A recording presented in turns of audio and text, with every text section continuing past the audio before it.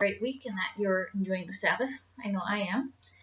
Today's Torah portion continues in the book of Numbers. We are in chapter 19, verse 1 through chapter 22, verse 1. And this portion is called Hukkat.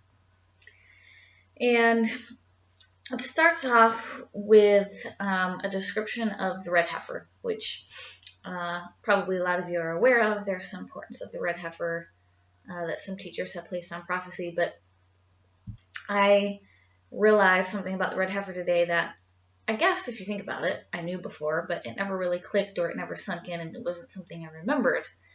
But the red heifer is sacrificed and burned so that its ashes can be used in a cleansing ritual for something called the waters of lustration, or as the King James Version translates it, the waters of separation.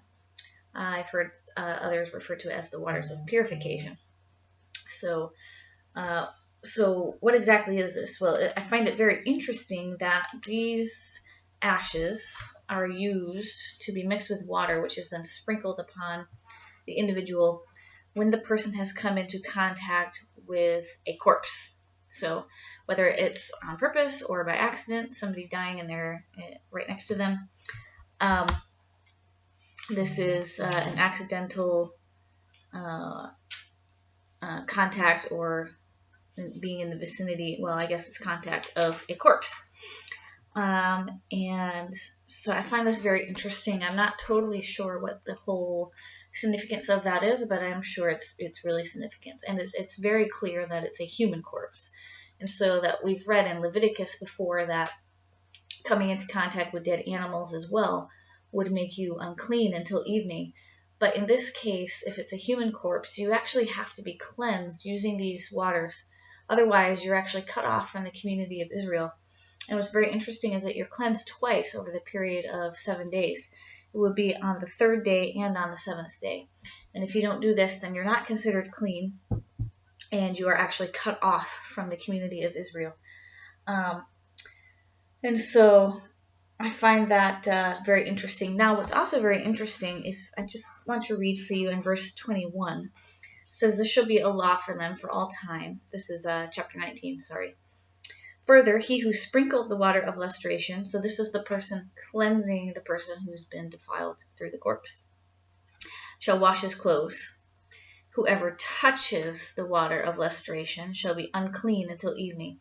Whatever that unclean person touches shall be unclean, and the person who touches him shall be unclean till evening." Now, I found this quite interesting because the waters themselves are for cleansing, yet if you touch them and they're used outside of the manner in which they're to be used to be cleansed, which is sprinkling, then they're actually can make you unclean. So I found that very interesting, that dichotomy, and it's directional, right? So you are taking the water and you're dashing it on someone.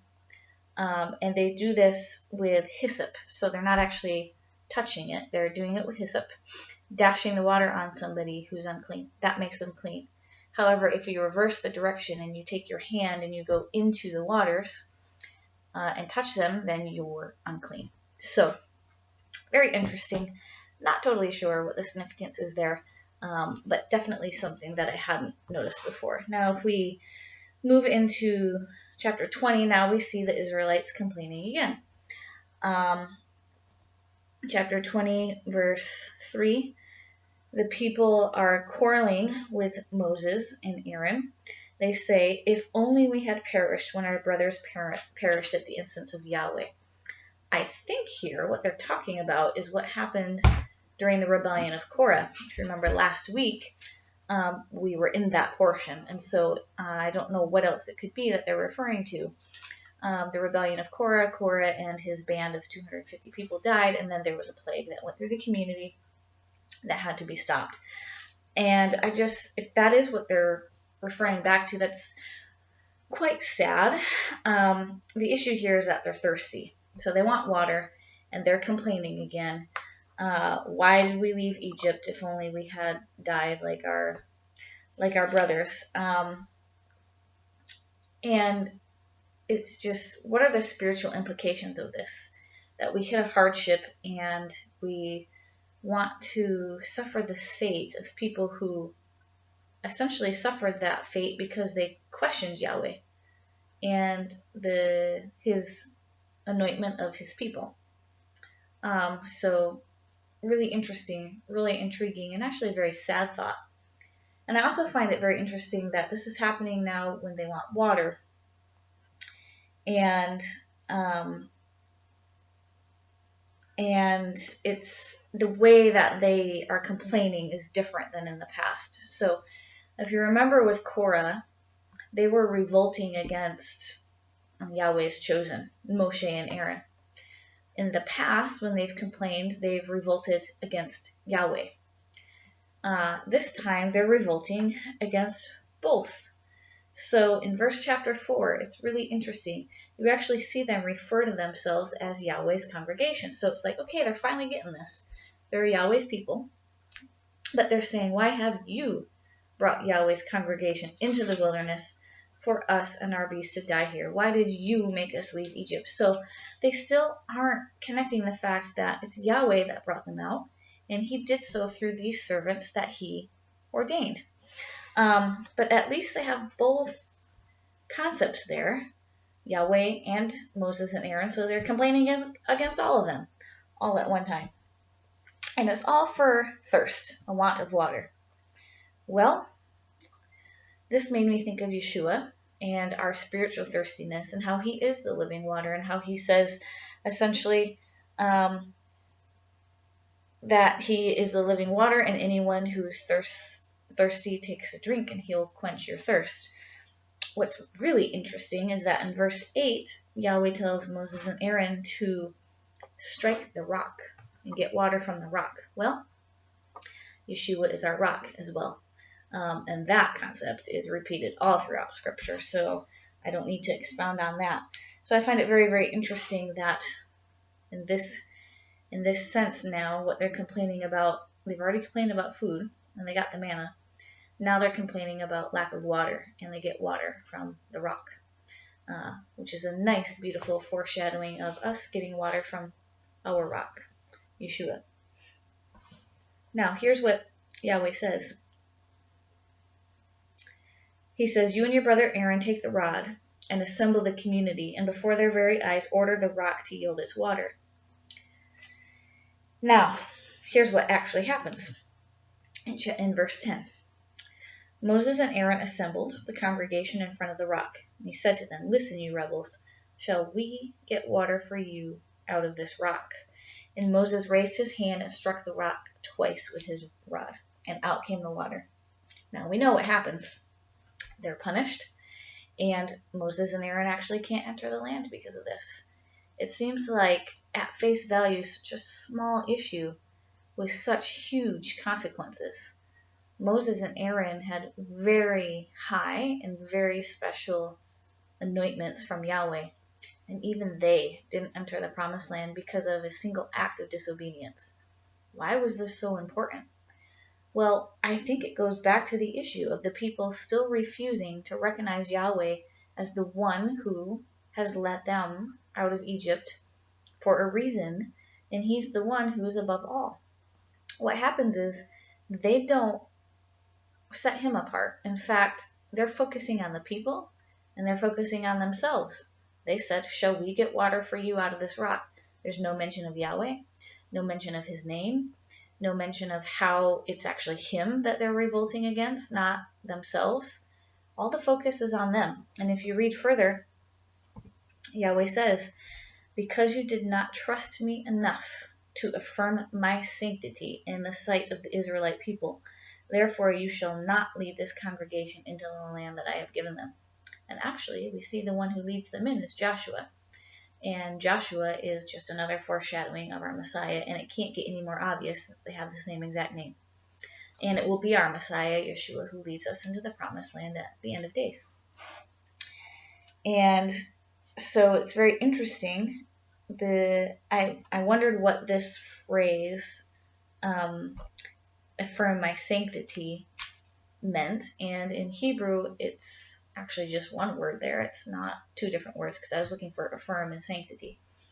And what we see is kadosh, which you'll probably recognize as very similar to kadosh, which means set apart or holy. And Kadash has very similar connotations.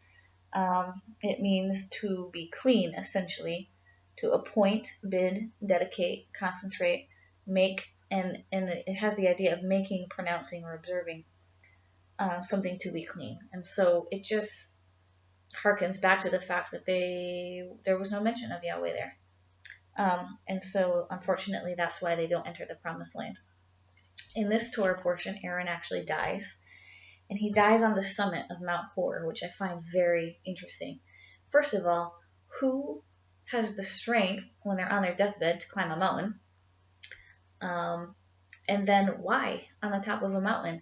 And this really made me think of the mountain of Yahweh. This concept of the mountain of Yahweh is repeated all throughout Scripture.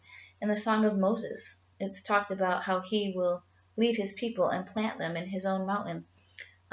The psalmist asks, who shall ascend the mountain of Yahweh? And the answer is he who has a clean heart, clean hands and a pure heart.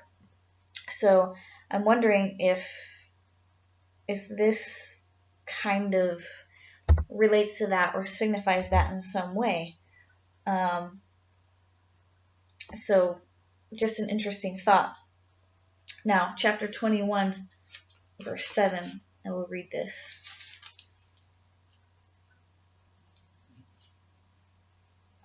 We have another revolt. Surprise, surprise. This time the people came to Moses and said, we sinned by speaking against Yahweh and against you. They finally got it. They're finally realizing that it's Yahweh and it's Moses through Yahweh. So at least they're admitting that. And they're admitting that they're the ones who sinned, and they actually asked Moses to pray for them and to intercede for them. Finally, for the first time, we see this happen. And after this, we have a couple of accounts of them engaging in battle and winning these battles. And I'm wondering if these two things are directly connected. They finally realize that Yahweh is for them, that Moshe is his appointed, that he's the one who brought them out, that he fights for them, that he's the one who, worked all those wonders and killed the Egyptians. They are recognizing that, and now they start winning battles. And in fact, there's a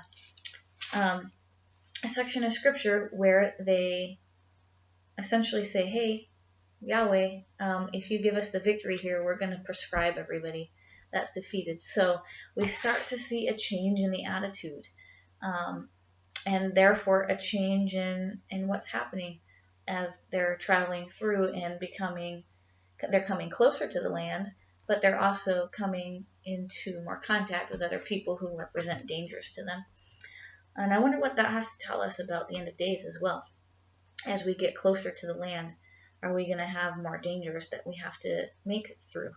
And how important it is that we trust Yahweh and we pray to him and we allow him to fight our battles for us, because the victory really is only through him and can only come through him and when we fully trust him. So these are the little treasures and pieces that I got out of the Torah portion today.